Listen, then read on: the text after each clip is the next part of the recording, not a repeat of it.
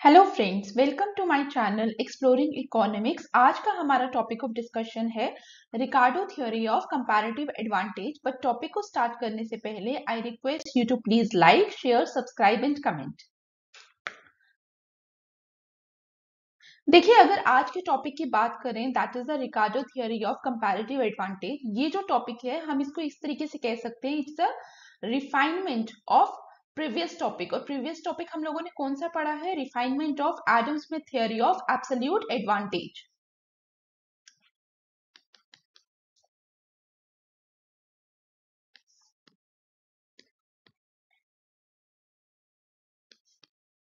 तो I hope कि आप लोगों को एडम स्मिथ थ्योरी के बारे में पता है। आप तो एडम स्मिथ थ्योरी, जहां पे आप लोगों ने नोट्स बनाए हैं एडम स्मिथ थ्योरी के, वहां के आप अगर टेबल को एनालाइज करेंगे तो प्लीज आप लोग अपने सामने पॉज करके वीडियो को टेबल निकालिए उस वीडियो के। तो जब आप टेबल निकालोगे, वहां पे हमें क्या देखने को मिल रहा है कि एडम स्मिथ ने क्या बोला अपने मॉडल के अंदर। एडम स्मिथ ने कहा कि जो प्रोड्यूसर है, ठीक है, सपोज कंट्री, हमने दो कंट्रीज की बात की थी, उसमें हमने कहा country A and country B.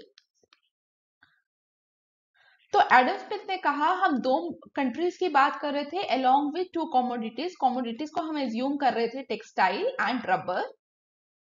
उन्होंने बोला था कि कंट्री ए टेक्सटाइल प्रोड्यूस करेगा कब? जब उसको कंपैरेटिव एडवांटेज होगा इन द प्रोडक्शन ऑफ टेक्सटाइल। और कंट्री बी रबर प्रोड्यूस करेगा जब उसके पास क्या होगा, वो जब उसके पास कंपैरेटिव एडवांटेज होगा for the production of rubber. और उसने वहीं पे कहा कि कंट्री ए जो है वो प्रोड्यूस कर रहा है टेक्सटाइल बिकॉज, क्योंकि वहां पे क्या है, country A enjoys comparative advantage in the production of textile. तो कहने का मतलब क्या था कि यहाँ पे कंट्री ए क्या करेगा, टेक्सटाइल प्रोड्यूस भी करेगा along with the production. It also export, ठीक है, कंट्री बी को वो एक्सपोर्ट भी करेगा। और in return of the textile country A क्या इंपोर्ट कर रहा है? It is importing rubber because country A जो है उसको एब्सोल्यूट डिसएडवांटेज है in the production of rubber. और कंट्री बी की अगर हम बात करें तो कंट्री बी क्या कर रहा है, रबर को प्रोड्यूस भी कर रहा है और रबर का एक्सपोर्ट भी कर रहा है। और साथ में कंट्री बी क्या कर रहा है, in exchange of this rubber वो क्या कर रहा है, वो टेक्सटाइल का इंपोर्ट कर रहा है। तो अब हम क्या करेंगे, अब हम इसी चीज को एक बार टेबल की फॉर्म में देखने की कोशिश करते हैं।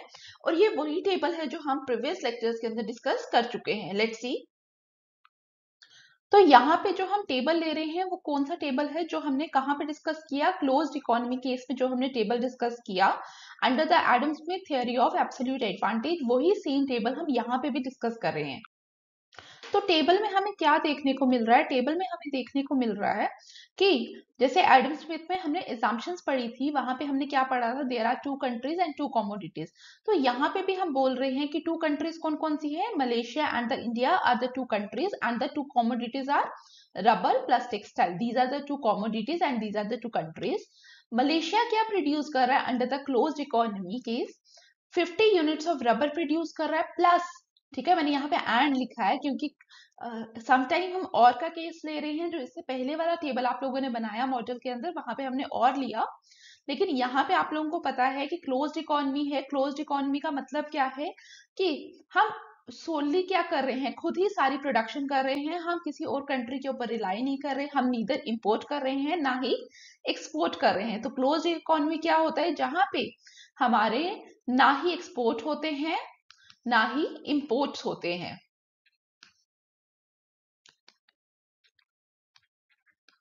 तो यहाँ पे क्या कर रहा है, Malaysia is producing 50 units of rubber plus 25 units of textile, and India is producing 25 units of rubber and the 50 units of textile। तो यहाँ पे अगर आप ध्यान से देखिए कि by using the same amount of factors of production, for example हमने बात की हमारे पास 10 units of labor है in each country। तो 10 यूनिट्स ऑफ लेबर को यूज करके हमने देखा यहाँ पे कि जो मलेशिया है वो 50 यूनिट्स ऑफ रबर प्रोड्यूस कर रहा है, and bye using the same 10 units of labour India is producing 25 units of rubber. तो आपको क्या देखने को मिलेगा कि ज्यादा एफिशिएंटली कहाँ पे रबर की प्रोडक्शन हो रही है? It is in the Malaysia. तो एडम स्मिथ ने क्या कहा कि यहाँ पे जब हमारे पास इस तरीके का केस आता है तो हम क्या बोलेंगे, according to the theory of Adam Smith, तो यहाँ पे हम बोलेंगे कि Malaysia is enjoying absolute advantage over the production of rubber. और अगर आप यहाँ पे देखिए टेक्सटाइल के केस में देखिए तो 25 यूनिट्स ऑफ टेक्सटाइल प्रोड्यूस हो रहे हैं bye using the same amount of labour, and India is producing 50 units of textile by using the same amount of labor as used by Malaysia। तो कहने का मतलब क्या है कि अगर हम इंडिया की बात करें तो इंडिया क्या अच्छे से प्रोड्यूस कर रहा है, India is producing textile more efficiently. तो हमने यहाँ पे क्या कहा, under the absolute advantage theory India is enjoying absolute advantage over the production of textile. और अगर हम मलेशिया की बात करें तो मलेशिया क्या कर रहा है, Malaysia is enjoying absolute advantage in the production of rubber. ठीक है, क्लियर हुआ यहाँ तक? तो यहाँ पे तो हमें देखने को क्लियरली मिल रहा है कि एक कंट्री क्या कर रही है, एक गुड में ज्यादा एफिशिएंटली प्रोड्यूस कर रही है और दूसरी कंट्री दूसरे गुड में एफिशिएंटली प्रोड्यूस कर रही है। तो वहां पे हम ये बता सकते हैं कि वो उसको क्या प्रोड्यूस करना चाहिए। लेकिन अब यहाँ पे क्या हुआ, यहाँ पे एक न्यू मॉडल आया जिसको हमने क्या कहा, कंपैरेटिव एडवांटेज थियोरी। और कंपैरेटिव एडवांटेज थियोरी सबसे पहले तो आपको पता होना चाहिए कि कौन प्रपोनेंट है कंपैरेटिव एडवांटेज थियोरी का। तो आपको नाम याद रखना चाहिए, इट इज रिकार्डो। ठीक है, सबसे पहली चीज कि Ricardo was the proponent of comparative advantage theory firstly. और रिकार्डो भी कौन है, Ricardo was again a classical. ठीक है, क्योंकि मैंने आपको लास्टली भी बताया कि एडम स्मिथ भी कौन है, Adam Smith was classical economist. ठीक है, और क्लासिकल क्या प्रोपोनेंट है उनका, क्लासिकल एज्यूम करते हैं फ्री ट्रेड पे। वो बोलते हैं कि there should be free trade among the countries. But proper model को स्टार्ट करने से पहले मैं आप लोगों के साथ फिर से एक टेबल रफ फॉर्म में डिस्कस करूंगी एंड देन हम मॉडल को डिटेल में एक्सप्लेन करेंगे। ठीक है, तो अब हम यहाँ पे भी क्या कर रहे हैं, हम यहाँ पे भी क्लोज्ड इकोनॉमी को ही डिस्कस कर रहे हैं। हम यहाँ पे एज्यूम कर रहे हैं जब इकोनॉमी ट्रेड नहीं कर रही तो उस समय का क्या सिनेरियो एग्जिस्ट करता है इकोनॉमी में। Let's see. तो टेबल में हमें देखने को क्या मिल रहा है, जब हम क्लोज्ड इकोनॉमी की बात कर रहे हैं, क्लोज्ड इकोनॉमी का क्या मतलब है कि दोनों कंट्रीज जो हैं वो खुद ही प्रोड्यूस कर रही हैं and they are consuming themselves. कोई भी एक्सपोर्ट नहीं हो रहा और कोई भी इंपोर्ट नहीं हो रहा है। तो यहाँ पे क्या है, India is producing 80 units of textile plus 40 units of rubber and Malaysia is producing 20 units of textile plus 40 units of rubber। तो यहाँ पे अगर आप ध्यान से देखिए तो एडम स्मिथ के मॉडल्स को कंपेयर करने की कोशिश करिए। तो यहाँ पे आपको दिखेगा, अगर हम टेक्सटाइल का केस देखें तो टेक्सटाइल पे India is enjoying an absolute advantage over the production of textile. ठीक है, तो उस सेंस में हम ये कह सकते हैं कि इंडिया को क्या प्रोड्यूस करना चाहिए, India should produce textile. But अगर आप रबर का केस देखिए तो 40-40। ठीक है, तो with the same units of labour of production तो इंडिया क्या कर सकता है, इंडिया भी 40 यूनिट्स ऑफ रबर प्रोड्यूस कर रहा है and Malaysia is also producing the same amount of rubber. तो कहने का मतलब है कि रबर तो कहीं पे भी प्रोड्यूस हो सकता है। तो जब हम कंपैरेटिव एडवांटेज की बात कर रहे हैं, ट्रेड होने के लिए क्या चाहिए, एक्सपोर्ट प्लस इंपोर्ट चाहिए। तो कौन सी कंट्री क्या प्रोड्यूस करेगी वहां पे क्वेश्चन आ जाता है। तो वहां पे ये जैसा इस तरीके का सर्कमस्टांस जो है वो एब्सोल्यूट थियरी हमें नहीं बता पाती। वहां पे एक हमें न्यू मॉडल की जरूरत पड़ती है जिस मॉडल को हम क्या कहेंगे, कंपैरेटिव एडवांटेज थियरी। तो यहाँ पे अगर आप देखिए टेक्सटाइल की बात करें तो टेक्सटाइल की बात करें 80/20। ठीक है, तो यहाँ पे आपको क्या मिल रहा है, with the same amount of labour of production India क्या कर सकता है, इंडिया 4 टाइम टेक्सटाइल प्रोड्यूस कर सकता है। तो हम क्या कहेंगे कि इंडिया जो है, इंडिया के पास एक कंपैरेटिवली एडवांटेज है in the production of textile. अगर आप रबर की कंपैरिजन में बात करो, with the same amount of factors of production India क्या कर सकता है, इंडिया भी 40 यूनिट्स ऑफ रबर प्रोड्यूस कर सकता है और मलेशिया भी क्या कर सकता है, 40 units of the rubber produce कर सकता है। तो आप क्या करेंगे, अगर हम देखिए ट्रेड में आपको क्या करना पड़ेगा, आपको स्पेसिफिक चीज सोचनी पड़ेगी कि इंडिया को क्या प्रोड्यूस करना है और रबर को क्या प्रोड्यूस करना है। द रीजन इज कि इंडिया के पास भी x amount of factors of production है और मलेशिया के पास भी x amount of factors of production है। और अगर इंडिया क्या करता है, इंडिया टेक्सटाइल की जगह रबर प्रोड्यूस करता है, तो क्या होगा, उसके कुछ फैक्टर्स ऑफ प्रोडक्शन यहाँ पे इंगेज हो जाएंगे रबर पे, but as compare to rubber उसके पास ज्यादा एडवांटेज किसमें है, in the production of textile. और लाइकवाइज अगर हम मलेशिया की बात करें, मलेशिया इंडिया के कंपैरेटिवली अगर एब्सोल्यूट एडवांटेज के हिसाब से आप बात करो, तो इंडिया को टेक्सटाइल में भी एब्सोल्यूट डिसएडवांटेज है और रबर में भी, कोई हम ये नहीं कहेंगे कि it is at an advantageous stage. तो कहने का मतलब ये है कि एब्सोल्यूट एडवांटेज थियोरी को हम यहाँ पे अप्लाई नहीं कर पा रहे हैं। तो यहाँ पे हम क्या करेंगे, हम देखेंगे कि मलेशिया का केस इंडिया में तो क्लियर है, India has a comparative advantage in the production of textile, but Malaysia के केस की अगर हम बात करें तो मलेशिया ज्यादा एफिशिएंटली क्या प्रोड्यूस कर रहा है, ज्यादा एफिशिएंटली वो रबर प्रोड्यूस कर सकता है। तो वो क्या करेगा, under the comparative advantage theory हम ये बोलेंगे कि India has a comparative advantage in the production of textile while Malaysia has comparative advantage in the production of rubber. I hope अभी तक आपको एक रफ आइडिया मिल गया हो कि कंपैरेटिव एडवांटेज मॉडल और एब्सोल्यूट एडवांटेज मॉडल में क्या डिफरेंस है।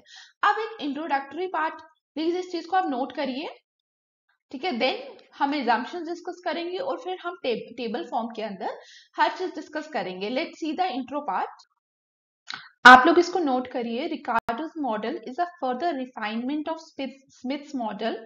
The theory of comparative advantage suggests that a country should specialize in the production of export of those goods in which either its comparative advantage is greater or its comparative disadvantage is less, and it should import those goods in the production of which its comparative advantage is less और comparative disadvantage is greater. तो this is the intro part, और अब intro part के according आप लोगों को समझ आ गया होगा कि रिकार्डो के मॉडल और एडम स्मिथ के मॉडल पे क्या फर्क है। Adam Smith always talk about the absolute advantage. वो कहते हैं कि दोनों कंट्रीज को क्या होगा, एक गुड के प्रोडक्शन पे वो उसके पास क्या होगा, एब्सोल्यूट एडवांटेज होगी, और दूसरे गुड में क्या होगा, एब्सोल्यूट डिसएडवांटेज होगी। और एडम स्मिथ ने उस बेसिस पे कहा कि क्या होगा कि जिस कंट्री के पास जिस गुड के प्रोडक्शन पे एब्सोल्यूट एडवांटेज है वो क्या करेगी, वो वही कमोडिटी प्रोड्यूस करेगी प्लस उसी कमोडिटी को एक्सपोर्ट करेगी। लेकिन रिकार्डो ने एक केस ऐसा बताया कि जहां पे इस तरीके का नहीं हो पाता, कि कंट्री के पास कई बार क्या होता है कि कंट्री के पास क्या है, एब्सोल्यूट एडवांटेज जो है वो किसी भी गुड में नहीं है। तो रिकार्डो ने क्या कहा उस समय, रिकार्डो ने कहा कि अगर आपके पास इस तरीके का सिनेरियो आ जाता है तो आप क्या करोगे, आप वो चीज प्रोड्यूस करोगे जहां पे आपके पास कंपैरेटिव एडवांटेज ज्यादा है या कंपैरेटिव डिसएडवांटेज कम है as compare to the other good. ठीक है, क्लियर हुआ। तो आप लोगों ने इंट्रो नोट कर ली है। Now I am moving towards the assumption part. So let's see the assumption. Number one is there are two countries, say Malaysia and India, and two commodities, say textile and rubber. तो यहाँ पे हम लोगों ने क्या देखा, हमारा model किस तरीके का, two commodity, two countries two commodity model कह सकते हैं हम इसको।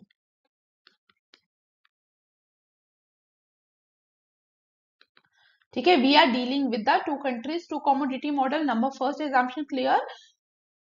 और अगर आप इस एग्जाम्पशन को देखेंगे तो this is the same assumption जो हमने कहाँ पे देखा, जो हमने एडम स्मिथ के मॉडल के अंदर भी देखा। तो मैं इसको लिख सकती हूँ same as Adam Smith model.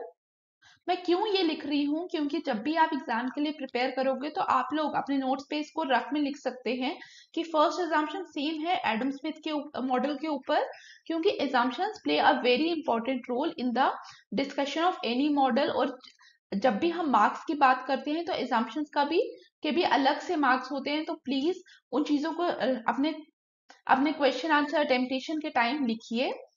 ठीक है, सेकंड क्या है, one country has absolute advantage over the other country in both the lines of production. तो वहां पे क्या था, एडम स्मिथ में एडम स्मिथ कह रहे थे कि एक कंट्री क्या कर रही है, एक कॉमोडिटी की प्रोडक्शन पे ज्यादा एडवांटेज है, उसके पास एब्सोल्यूट एडवांटेज है। बट यहाँ पे रिकार्डो ने क्या कहा, रिकार्डो ने कहा कि one country has absolute advantage over the other country in both, ठीक है, टेक्सटाइल और रबड़ में। जब मैंने आपको पहले भी टेबल बताया, वहां पे हम लोगों ने क्या देखा कि इंडिया जो है उसके पास एब्सोल्यूट एडवांटेज थी इन the production of rubber plus textile. तो यहाँ पे जो ये सेकेंड पॉइंट है, यहाँ पे ही वो रिफाइनमेंट की कोशिश कर रहे हैं। यहाँ पे ही उन्होंने बताया कि how Adam Smith model and the comparative advantage model differ. तो यहाँ पे दिस इज द पॉइंट जो आपको याद रखना है, ये एक डिफरेंशिएटर बनता है between the two models. Number 3, मैंने आपको स्टार्टिंग में भी बताया कि हम लोग जब रिकार्डो की बात करते हैं, हम चाहे एडम स्मिथ की बात करते हैं, हम क्या बात कर रहे हैं, we are talking about the classical economist. तो classical economist always talk about what, they always talk about the free trade policy. तो third point is free trade policy के बारे में ही बात हो रही है यहाँ पे भी। फिर फोर्थ पॉइंट, तो यहाँ पे मैं लिख दूं same as Adam Smith model. Fourth point, both countries possess x factors of production, तो ये भी सेम है, ठीक है। तो अगर आप लोग एजम्पशन जब भी रीड आउट करेंगे तो आप लोगों को क्या याद आएगा, first assumption same, second assumption में क्या है, एक डिफरेंशिएटर बन रहा है बिटवीन द टू मॉडल्स। यहाँ पे ही इसी बेसिस पे रिकार्डो ने क्या किया, एक इम्प्रोवाइजेशन लाने की कोशिश की over the Adam Smith model. तो ये एक डिफरेंशिएटर बनेगा, ठीक है। नाउ आगे बढ़ने से पहले I request you to please subscribe to my channel exploring economics and share it with other fellows. Thank you. तो हम लोगों ने एजम्पशंस देख लिया। अब हम क्या करेंगे, जैसे हमने एडम स्मिथ का मॉडल डिस्कस किया था जहां पे हम स्टेप बाय स्टेप अलग अलग टेबल लेके चल रहे थे, यहाँ पे भी हम सेम वे में काम करेंगे। तो फर्स्ट टेबल हम क्या करेंगे, फर्स्ट टेबल में हम क्लोज्ड इकोनॉमी केस ही लेंगे। बट यहाँ पे जो क्लोज इकोनॉमी केस है वहां पे हम प्रोडक्शन पॉसिबिलिटीज की बात करेंगे।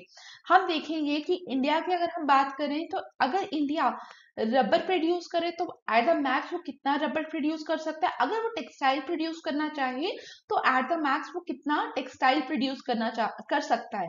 कहने का मतलब ये है कि अगर इंडिया के पास 10 लेबर है तो बाय यूजिंग द 10 लेबर वो कितने यूनिट्स ऑफ रबर प्रोड्यूस कर सकता है, ठीक है। अगर वो कंप्लीटली 10 यूनिट से रबर ही प्रोड्यूस कराए, और अगर वो रबर नहीं प्रोड्यूस कराना चाहता तो by using the 10 units of labour वो कितने यूनिट्स ऑफ टेक्सटाइल प्रोड्यूस कर सकता है। तो हम इधर वे में देखने की कोशिश करेंगे। Same is the case with Malaysia. तो क्लोज इकोनॉमी केस हम देख रहे हैं नंबर 1, जहां पे हम क्या डिस्कस करने की कोशिश कर रहे हैं, we are trying to see the production possibilities.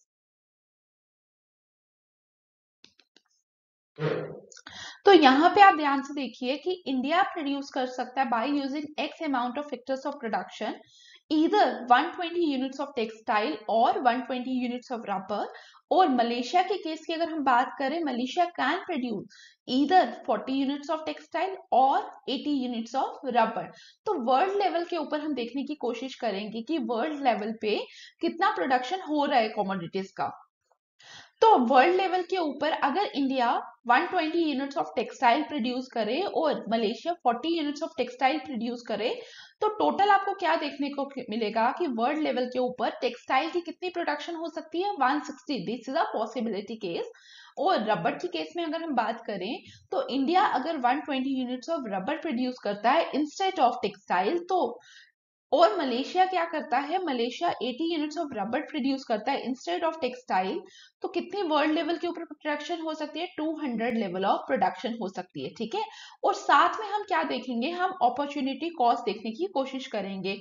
अब आप लोग मुझे कमेंट सेक्शन पे बताएंगे कि what do you mean by the term opportunity cost. तो यहाँ पे हम साथ में एक और कॉलम बनाएंगे जहां पे हम क्या लिखेंगे, इंटरनेशनल अपॉर्चुनिटी कॉस्ट रेशियो। तो इंडिया क्या कर सकता है, इंडिया इधर 120 120, तो 1:1 आया, ठीक है। मैंने क्या किया, 120:120 किया, ठीक है, डिवाइड कर लिया 1:1। और टेक्स यहाँ पे मलेशिया के केस में इंटरनल अपॉर्चुनिटी कॉस्ट रेशियो क्या पड़ेगी, 40:80, दैट इज 1:2, ठीक है। यहां से हम लोगों ने ये चीज फाइंड आउट की। अब जिन लोगों ने टेबल नहीं अभी तक बनाया है तो प्लीज इस टेबल को बना लीजिए।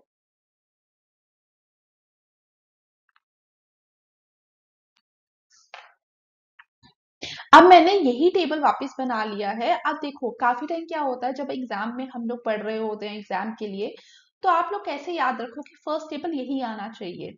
तो एजम्पशन पार्ट के अंदर अगर आप सेकंड एजम्पशन को एनालाइज करें तो सेकंड एजम्पशन क्या बोलती है कि एक कंट्री क्या कर रही है, one country enjoy absolute advantage in the production of both the commodities, ठीक है। और दूसरी क्या कर रही है, एब्सोल्यूट डिसएडवांटेज कर रही है in the production of both the commodities. तो यहाँ पे आप देखिए तो India has absolute advantage in the production of textile and rubber, ठीक है, यहाँ से हम ये कंक्लूड कर सकते हैं।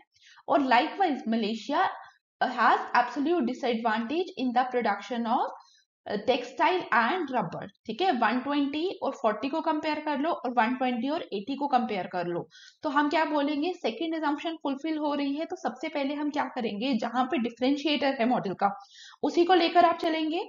तो दिस इज द डिफरेंशिएटर, जहां से आप लोगों ने क्या किया, आपने कहा कि India enjoys absolute advantage in the production of both textile and rubber, and Malaysia enjoys absolute disadvantage in the production of textile and rubber।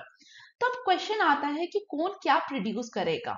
तो अब हम क्या करेंगे, हम टेक्सटाइल में भी और रबड़ में भी दोनों का एक रेशियो फाइंड आउट करेंगे कि with by using x amount of factors of production कौन कितना टेक्सटाइल, कितनी रेशियो में टेक्सटाइल प्रोड्यूस कर रहा है। तो अगर हम फर्स्ट केस की बात करें, टेक्सटाइल की बात करते हैं, तो 120:40, ठीक है। तो 3:1, ठीक है, मैंने कुछ नहीं किया, 41 जा 40, 43 जा 120, तो 3:1। तो कहने का मतलब क्या हुआ कि इंडिया 3 टाइम्स टेक्सटाइल प्रोड्यूस कर सकता है एज कंपेयर टू मलेशिया। और रबड़ के केस में अगर हम बात करें 120:80, तो 1.5:1, दिस इज द रेशियो, ठीक है। वन मतलब 80 को अगर मैं 1.5 से मल्टीप्लाई करूं, व्हाट आई गेट 120। तो हम यहाँ पे दोनों को कंपेयर करेंगे और फिर हम कंक्लूड करेंगे कि इंडिया को क्या प्रोड्यूस करना चाहिए और मलेशिया को क्या प्रोड्यूस करना चाहिए। तो यहाँ से हमें क्या देखने को मिला, यहाँ से हम ये देख रहे हैं कि अगर हम इंडिया की बात करें तो इंडिया क्या कर रहा है, India by using the same amount of factors of production, India 3 time textile produce कर रहा है एज कंपेयर टू मलेशिया। और यहाँ पे आपको क्या देखने को मिलेगा कि इंडिया 1.5 टाइम रबर प्रोड्यूस कर रहा है एज कंपेयर टू मलेशिया। तो इंडिया ज्यादा कहाँ पे प्रोड्यूस कर रहा है, ठीक है, इंडिया टेक्सटाइल बेटर वे में प्रोड्यूस कर रहा है। तो हम बोलेंगे India enjoys a comparative advantage over the production of textile.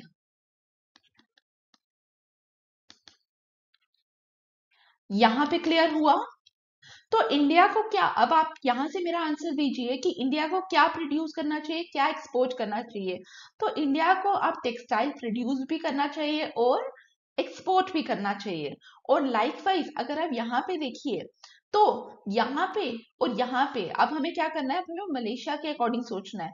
तो मलेशिया की बात करो तो मलेशिया क्या कर रहा है, मलेशिया को कम कंपैरेटिव डिसएडवांटेज कहाँ पे है, दोनों में वो क्या कर रहा है, वो कंपैरेटिव डिसएडवांटेज फेस कर रहा है।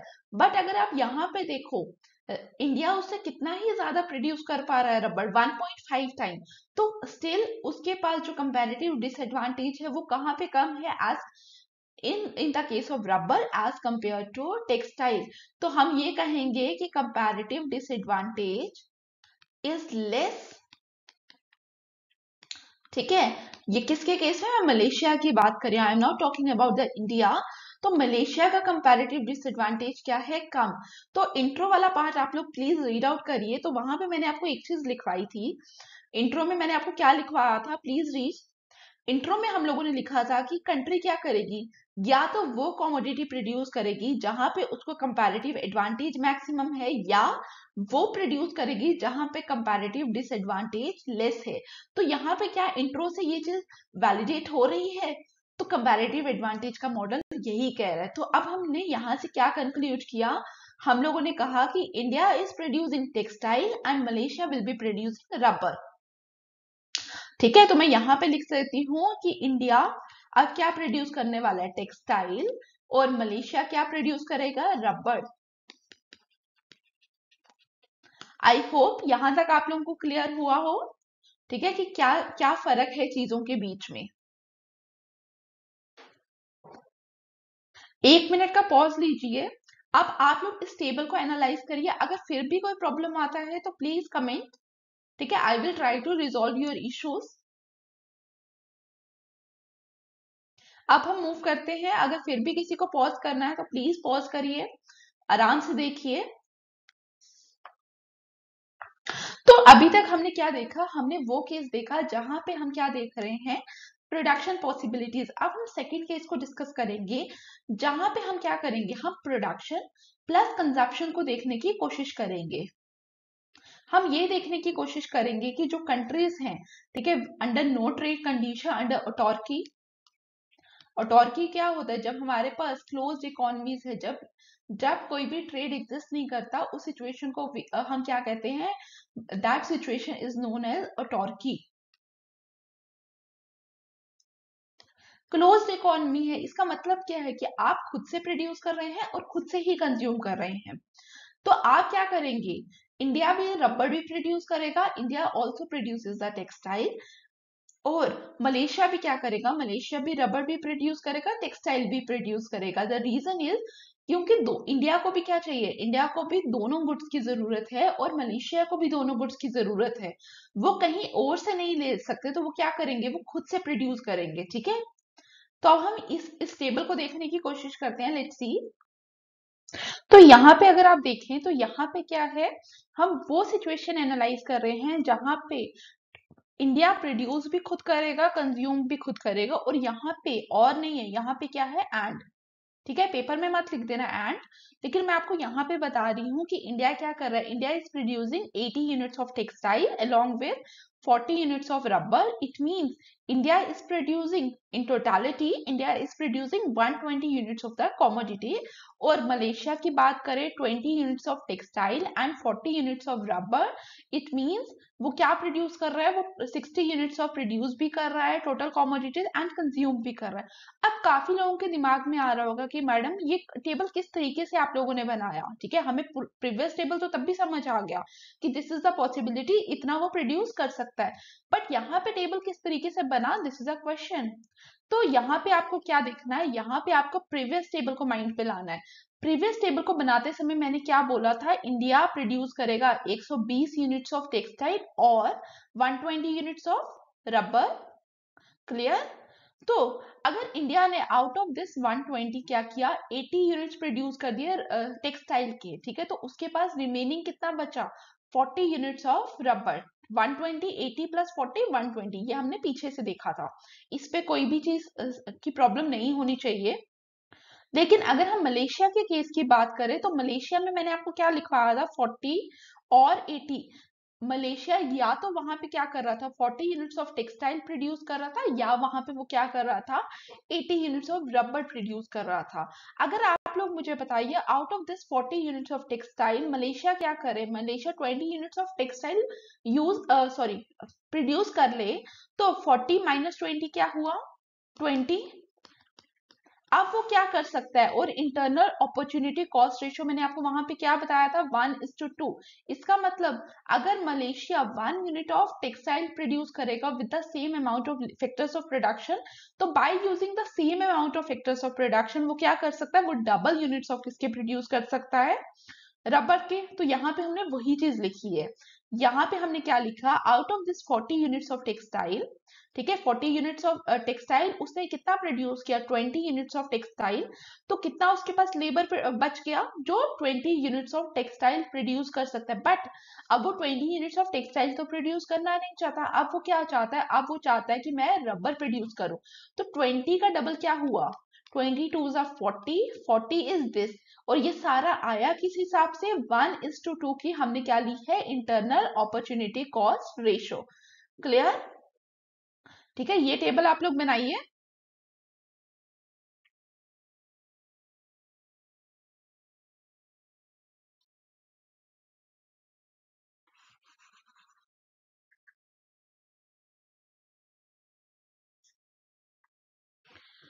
तो दिस इज द टेबल जहां पे हमने प्रोडक्शन प्लस कंजप्शन पॉसिबिलिटीज बता दी।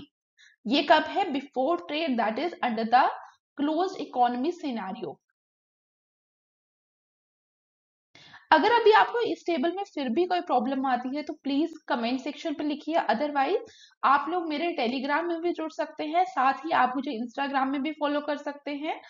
अगर कोई भी फर्दर क्वेरी है तो प्लीज आप उसको रिजॉल्व करने की कोशिश करिए। और साथ में इसके लिए जो मैंने बुक रेफर की है that is H G. Mannur plus Salvatore. आप कोई भी बुक रेफर कर सकते हैं। एच.जी. मैन्योर जो है दैट इज समवट इजी, ठीक है। अगर आपको इजी लैंग्वेज में इंटरनेशनल इकोनॉमिक्स पढ़ना है तो आप एच.जी. मैन्योर की बुक पढ़ सकते हैं।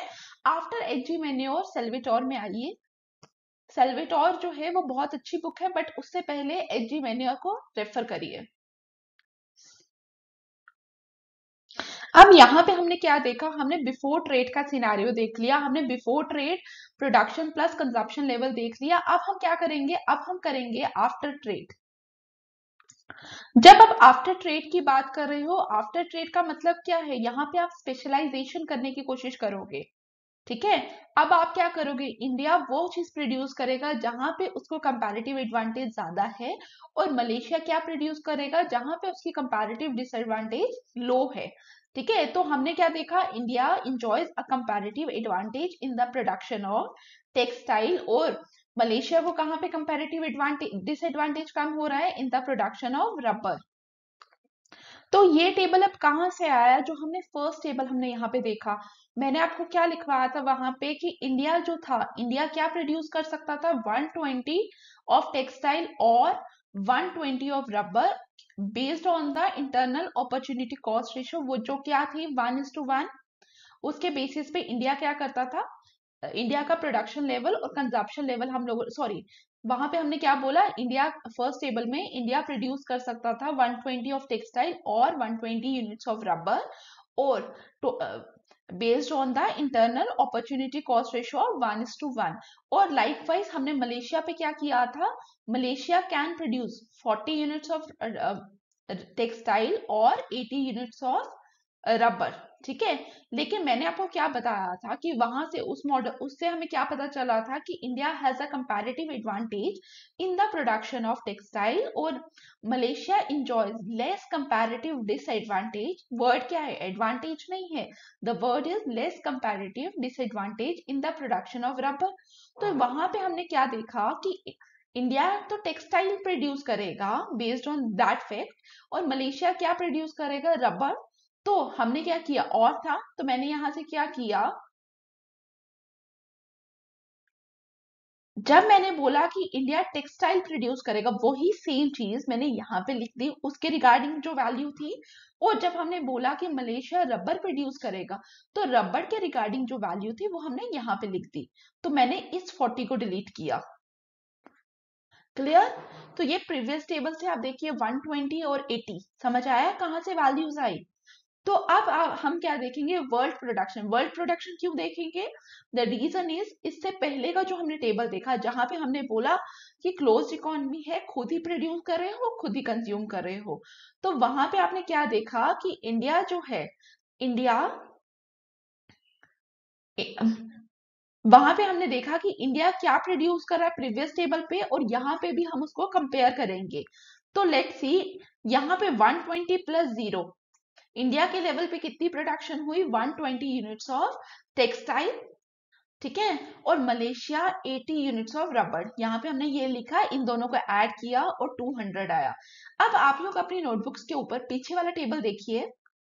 तो पीछे वाले टेबल पे आपको क्या देखने को मिलेगा? इंडिया जो था, इंडिया का प्रोडक्शन कितनी हो रही थी? India was producing 120 units of total commodities, ठीक है। मैं आई रिपीट, मैंने क्या बोला? दोनों कॉमोडिटीज का जो टोटल लेवल ऑफ प्रोडक्शन और कंजप्शन था that is 120, but in case of Malaysia that was 60, ठीक है। Before trade Malaysia was producing 60 units of both the commodities and also consuming the 60 units of commodities. तो कहने का मतलब क्या है? आफ्टर ट्रेड उसको कितना इंप्रूव हुआ? उसको यहाँ पे इम्प्रूव हमें क्या दिख रहा है, हमें 20 यूनिट्स का एडिशन दिख रहा है in production as well as consumption. तो यहाँ पे हमें क्या दिखा, आफ्टर ट्रेड प्रोडक्शन और कंजप्शन लेवल पे वर्ल्ड लेवल के ऊपर, ठीक है, मैं किसी कंट्री की बात नहीं कर रही हूँ, I am talking about world level के ऊपर, दोनों का प्रोडक्शन और कंजप्शन का एक पॉजिटिव इम्पैक्ट दिखा, हमें दिखा +20 units of production plus consumption. ठीक है, पुराने टेबल के साथ कंपेयर करिए, मैंने जो ये ब्रैकेट में वैल्यू लिखी ये आपकी पुराने टेबल वाली वैल्यू है। क्लियर? अब हम इसी टेबल को वापस से ड्रॉ करेंगे, जो भी मैंने आपको 1 मिनट पहले ड्रॉ किया आप लोगों के लिए, उसी टेबल को मैं वापस से ड्रॉ करूंगी और फिर हम देखने की कोशिश करेंगे कि कौन सी कंट्री को बेनिफिट हो रहा है। वो अगर प्रोडक्शन गेन या कंजप्शन गेन हो रहा है तो उसका बेनिफिट जा कहाँ रहा है, इंडिया के पास या मलेशिया के पास या दोनों के बीच में डिवाइड हो रहा है। Let's see. देखो इस टेबल पे आपको क्या देखने को मिल रहा है, अगर हम इस टेबल और पुराने टेबल को कंपेयर करें तो वहां पे हमें क्या देखने को मिल रहा है कि इंडिया का ट्रेड से पहले भी इंडिया की जो प्रोडक्शन लेवल था दैट इज 120।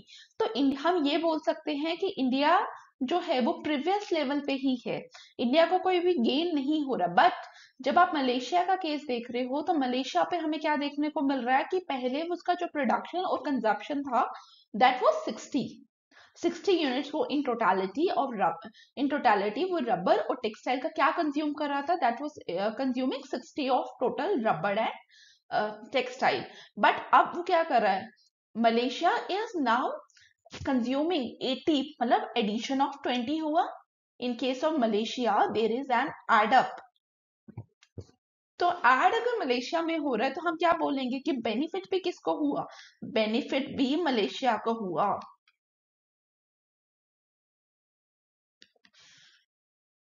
तो कहने का मतलब क्या है कि यहाँ पे अगर इंडिया और मलेशिया को कंपेयर करो तो इंडिया के कंपैरेटिवली मलेशिया क्या है, Malaysia is a smaller country. तो हम ये बोल सकते हैं कि बेनिफिट कहाँ पे देखने को मिल रहा है, स्मॉल कंट्री को। अब यहाँ पे एक क्वेश्चन आता है कि वाई स्मॉल कंट्री के पास ही बेनिफिट जा रहा है, लार्जर वन के पास क्यों नहीं जा रहा, या हमेशा ऐसा ही होता है। तो इसका आंसर क्या है कि स्मॉल कंट्रीज को बेनिफिट क्यों मिलता है, क्योंकि उसको मार्केट एक्सपोजर मिलता है, मार्केट उसकी एक्सपैंड होती है, क्योंकि अभी तक तो वो स्मॉल कंट्री है। ठीक है, उसका जो प्रोडक्ट है वो वही लोग परचेज करेंगे जो वहां पे रह रहे हैं। बट जैसे ही ट्रेड पॉसिबिलिटीज ओपन होगी, वो किसी और कंट्रीज के साथ ट्रेड करेगा, उसका प्रोडक्ट कहीं और लोग परचेज करेंगे, तो क्या होगा, उसके लिए मार्केट जो है वो एक्सपैंड होंगी। लेकिन अगर स्मॉल कंट्री ही को ही बेनिफिट होता है तो क्या ट्रेड होगा, क्या ट्रेड एग्जिस्ट करेगा या नहीं करेगा। क्योंकि हम सबको पता है कि बेशक स्मॉल कंट्री के लिए मार्केट्स ओपन अप होंगी, स्मॉल कंट्रीज को अगर स्पेशलाइज करना है, ज्यादा प्रोडक्शन करनी है तो उसको मार्केट से, क्या उसको लार्ज कंट्रीज इतना बेनिफिट होने देंगी। तो answer is unless both the countries gain there will be no trade। ठीक है, तो एक और चीज है, एक और पैराग्राफ है, तो उसको भी नोट करिए, ये आप लोगों को अपने आंसर्स को इनहेंस करने में हेल्प करेगा, तो please write down. World GNP has gone up from 180 to 200, जो हमने अपने टेबल में देखा, after the introduction of trade. This gain is entirely enjoyed by Malaysia. This suggests that small countries tend to benefit more, ठीक है, then large countries. From the standpoint of specialization in production resulting from the establishment of international trade, because small countries need foreign markets in order to achieve specialization in production। तो यहां तक तो हमें पता चला कि स्मॉल कंट्रीज जो है वो बेनिफिट ज्यादा होती हैं as compare to the large countries. But secondly मैंने आपको क्या, यहाँ पे एक और क्वेश्चन आता है, वो क्या है कि क्या अगर सिर्फ स्मॉल कंट्रीज ही बेनिफिट होती रहे क्या ट्रेड होगा या नहीं होगा। तो यहाँ पे आपको क्या आंसर लिखना है उसका, please note down. Unless both countries stand to gain from trade there can be no trade between them. ठीक है, यहाँ तक क्लियर हुआ। अब हमने क्या देखना है, हमने देखना है कि ठीक है प्रोडक्शन गेन्स जो है वो किस तरीके से डिस्ट्रीब्यूट होते हैं, अब हम वो चीज देखेंगे। लेकिन उसके लिए हमें क्या कॉन्सेप्ट रिक्वायर है, that is terms of trade. Terms of trade के ऊपर हम नेक्स्ट जो हमारा लेक्चर होगा that is on the terms of trade. But terms of trade होते क्या है, इस टॉपिक में आपको ये चीज पता होनी जरूरी है। तो टर्म्स ऑफ ट्रेड की अगर हम बात करें, terms of trade is the ratio between the export prices and the countries import prices.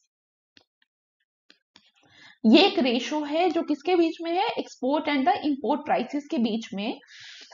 आप लोगों ने, जिन लोगों ने टर्म्स ऑफ ट्रेड पढ़ा होगा, वहां पे आप लोगों को पता होगा कि कई बार प्राइसेस की जगह हम क्वांटिटी भी लेते हैं। तो अलग अलग टर्म्स ऑफ ट्रेड हैं, वो हम नेक्स्ट लेक्चर के अंदर डिस्कस करेंगे। अभी के लिए आप लोगों को यही पता होना चाहिए कि टर्म्स ऑफ ट्रेड क्या है। It is a ratio between the export prices of the country and the import prices of the country. अब यहां से, ठीक है, आप लोग कॉन्सेप्चुअली नहीं देखने की कोशिश करो, आप लोग लेमैन की तरह देखने की कोशिश करो इस कॉन्सेप्ट को। अगर हम इंडिया और मलेशिया की ही बात करें, India is exporting textile to Malaysia and Malaysia is exporting rubber to India, जो हमने केस पढ़ा। आप देखिए, जब इंडिया मलेशिया को टेक्सटाइल एक्सपोर्ट करता है तो उसके रिगार्डिंग उसको क्या आएगा, एक्सपोर्ट के प्राइस आएंगे। ठीक है, फॉर एग्जांपल जब India 1 unit of textile Malaysia को एक्सपोर्ट करता है तो इंडिया जो है वो 50 रुपी इन रिटर्न उसको मिलता है। और जब मलेशिया इंडिया को 1 यूनिट ऑफ रबर एक्सपोर्ट करता है तो India in return of that export वो क्या करता है, वो उसको 25 यूनिट्स ऑफ 25 रुपी पे करता है इंडिया मलेशिया को। तो 25 is what import price and 50 is what export price. ठीक है, यहां तक क्लियर हुआ। तो 50 अपॉन 25 आप देखेंगे तो क्या है, 2। तो export prices are greater than import prices. अगर इस तरीके का सिचुएशन हो तो हम क्या बोलेंगे, terms of trade are beneficial for India, क्योंकि हम यहाँ पे किसकी बात करें, we are talking about India. ठीक है, तो इसी कॉन्सेप्ट के हिसाब से हम देखेंगे कि how the production gain are distributed. Let us assume कि टर्म्स ऑफ ट्रेड क्या है, 3:4। 3:4 का मतलब क्या हुआ, सबसे पहले तो हम ये बात करेंगे कि अगर इंडिया 3 यूनिट्स ऑफ टेक्सटाइल जो है वो क्या कर रहा है, एक्सपोर्ट कर रहा है, in return to 3 units of textile Malaysia क्या उसको एक्सपोर्ट करेगा, मलेशिया उसको एक्सपोर्ट करेगा 4 यूनिट्स ऑफ रबर। ठीक है, तो हमने क्या बोला, हमारे जो टर्म्स ऑफ ट्रेड है नाउ इट इज एट 3:4। अब हम एक और टेबल बनाएंगे इसी बेसिस पे। अब आप लोगों ने क्या करना है, अपनी नोटबुक्स में जो प्रोडक्शन पॉसिबिलिटी वाला टेबल था जहां पे हमने लिखा था 120 यूनिट्स ऑफ टेक्सटाइल और 80 यूनिट्स ऑफ रबर, वो वाला टेबल के साथ इसको लिंक करके देखना है। ठीक है, तो हमने क्या बोला कि जब हमने क्या, terms of trade are now 3:4। ठीक है, this is the terms of trade. तो हम यहाँ पे क्या बोल रहे हैं कि इंडिया क्या कर रहा है, India 3 units of textile export कर रहा है टू मलेशिया। तो आउट ऑफ दिस 120 अब हम एज्यूम कर रहे हैं कि इंडिया क्या कर रहा है, India 30 units of textile Malaysia को एक्सपोर्ट कर रहा है। तो इंडिया के पास रिमेनिंग कितना बचेगा, 120 माइनस 30 दैट इज 90। ठीक है, 90 प्लस 30 120। ठीक है, प्रीवियस टेबल के साथ इसको लिंक करके देखने की कोशिश करिए। अब जब हमने बोला कि टर्म्स ऑफ ट्रेड आर 3:4, तो जब इंडिया ने मलेशिया को 30 यूनिट्स ऑफ टेक्सटाइल दिए तो इन रिटर्न ऑफ 30 तो उसको क्या मिलेगा, 40 यूनिट्स ऑफ रबर। 3:4 तभी होगा। तो 30 और यहाँ पे मलेशिया उसको क्या कर रहा है, 40। तो रिमेनिंग मलेशिया के पास कितना बचेगा, 80 माइनस 40। ठीक है, आपको ये टेबल समझ आया कि किस तरीके से हम लोगों ने कंस्ट्रक्ट किया इसको। तो यहाँ पे हमने क्या देखने की कोशिश करनी है, टोटल कंजप्शन गेन्स, यही देखना है। तो टोटल कंजप्शन की अगर हम बात करो तो इंडिया 90 प्लस 140 130 और Malaysia 40 plus 30 that is the 70। तो यहाँ पे अगर हम पहले टेबल के हिसाब से कंपेयर करें तो 120 से कितना 10 इंक्रीमेंट हुआ इंडिया के केस में, और 60 के कंपैरिजन पे 10 का इंक्रीमेंट हुआ मलेशिया के केस पे। तो दोनों कंट्रीज को 10 यूनिट्स का कंजप्शन गेन हुआ। ठीक है, तो हम इस एक और कॉलम बना के लिख सकते हैं, गेन्स इन कंजप्शन। तो 10 और 10 10 यूनिट्स का दोनों को गेन हुआ। यहां तक क्लियर हुआ? यहां तक कोई प्रॉब्लम आ रही है? इस टेबल को प्लीज नोट डाउन करिए।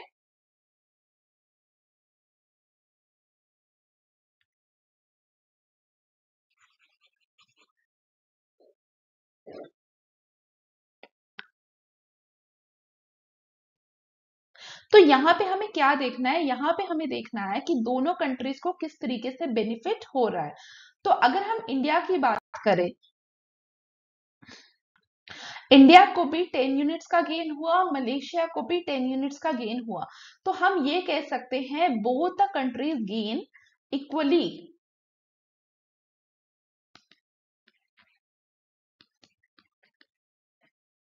अब देखिए, जब हम टर्म्स ऑफ ट्रेड की बात करते हैं तो मैंने आपको पहले भी बताया कि गेन को हमने देखना किस हिसाब से, हमने टर्म्स ऑफ ट्रेड के बेसिस पे देखना है। तो टर्म्स ऑफ ट्रेड हमारे पास क्या थे? 3:4। This was the term of trade जो हम कंसीडर कर रहे थे। अब अगर आप इस टर्म्स ऑफ ट्रेड को ध्यान से देखोगे और साथ में हमें क्या देखना है? Internal opportunity cost ratio. Internal opportunity cost ratio India के केस में थी 1:1। फिर मलेशिया के केस में कितनी थी? 1:2। अब देखिए, 1:2 का मतलब क्या हुआ? 50, 1:1 100 और 3:4 इज व्हाट? 75। तो 50 और 100 के बीच में 75 एग्जैक्टली लाई करता है। तो हम ये बोलेंगे कि जब भी हमारे terms of trade exactly between होंगे इंटरनल अपॉर्चुनिटी कॉस्ट रेशियो के, तो दोनों कंट्रीज जो है उनको बराबर का बेनिफिट होने वाला है। क्लियर? तो इसका राइट अप लिखिए।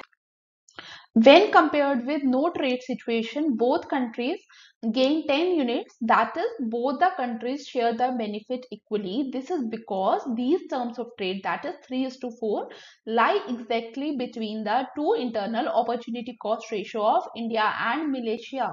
ठीक है, this is the write up for this part. तो please write it. ठीक है, खासकर इंटरनेशनल इकोनॉमिक्स की जब भी हम बात करते हैं तो राइट अप को प्लीज लिखिए, क्योंकि जब भी आप बुक खोलेंगे ना तो राइट अप्स इतने लेंथी दिए हैं कि आपको लाइंस पिक करने में बहुत डिफिकल्टी आएगी और आप लोगों को लगेगा भाई एक मॉडल है और इतने सारे पेजेस हैं। तो दिस इज वेरी इंपॉर्टेंट। तो अगर आप लोगों को राइट अप मिल रहा है तो प्लीज नोट डाउन। अब हम देखेंगे दूसरा केस जहां पे टर्म्स ऑफ ट्रेड एक बार हम लेंगे इंडिया के इक्वल, इंडिया की अपॉर्चुनिटी कॉस्ट के बराबर, और दूसरी बार हम लेंगे मलेशिया की इंटरनेशनल अपॉर्चुनिटी कॉस्ट रेशियो के बराबर। तो अगर हम मलेशिया की बात करें तो मलेशिया की इंटरनेशनल अपॉर्चुनिटी कॉस्ट रेशियो क्या थी? 1:2। तो अब हम उसी के बराबर क्या ले रहे हैं? टर्म्स ऑफ ट्रेड रेशियो ले रहे हैं। तो अब हम उस बेसिस पे एक टेबल ड्रॉ करेंगे। Let's draw.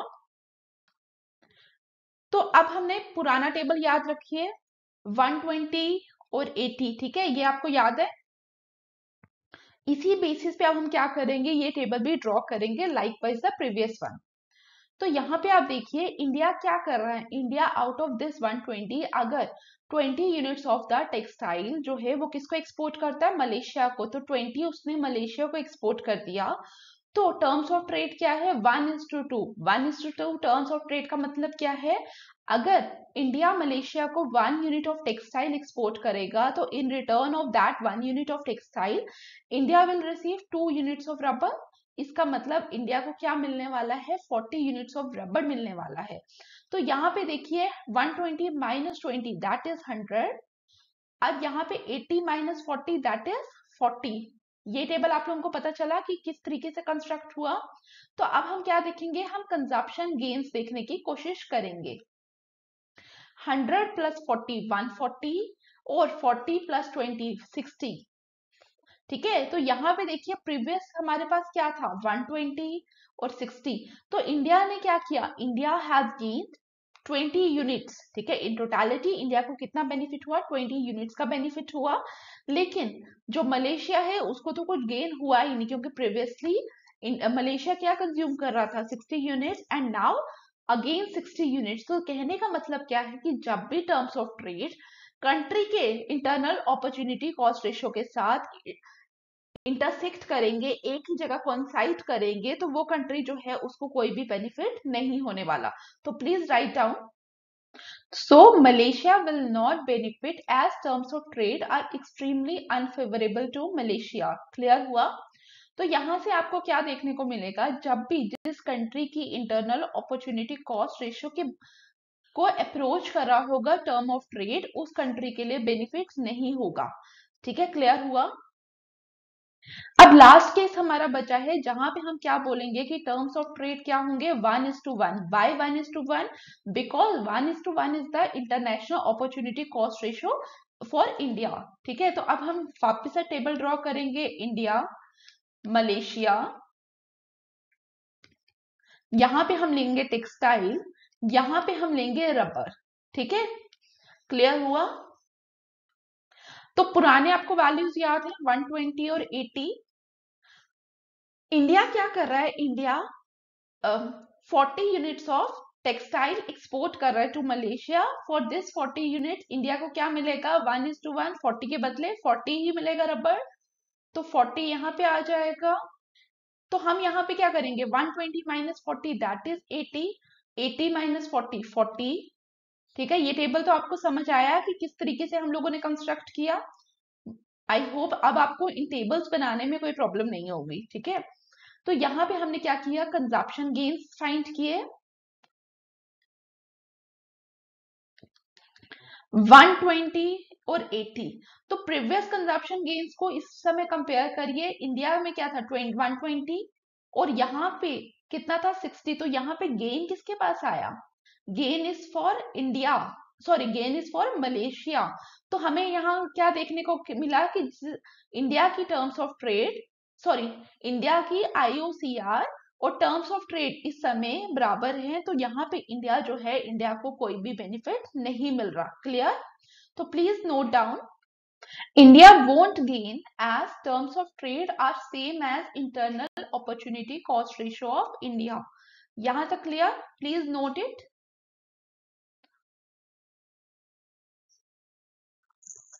अब एक लास्ट पार्ट जो कंपैरेटिव एडवांटेज के अंदर हमारा बचता है वो क्या है कि जब हमारे टर्म्स ऑफ ट्रेड, एक केस में जब हमने लिया 1:2 और टर्म्स ऑफ ट्रेड 1:2, क्या इन केसेस के अंदर ऑथर बोलता है कि क्या इन केसेस के अंदर ट्रेड पॉसिबल है जब एक ही कंट्री को सारा बेनिफिट जा रहा है।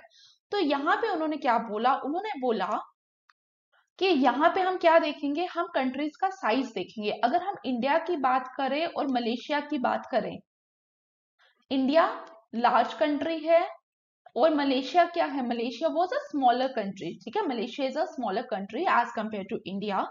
तो यहाँ पे टर्म्स ऑफ ट्रेड 1:2 है। कौन किसको बेनिफिट मिल रहा है, इंडिया गेन कर रहा है और मलेशिया को कोई भी बेनिफिट नहीं मिल रहा, और यहाँ पे मलेशिया को बेनिफिट मिल रहा है।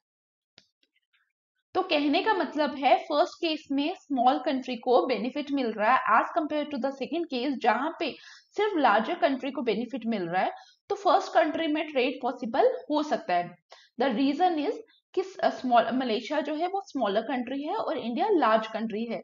लेकिन कंपैरेटिव एडवांटेज थियोरी के अकॉर्डिंग जब भी लार्जर कंट्री को गेन होगा तब ट्रेड जो है वो नहीं पॉसिबल है।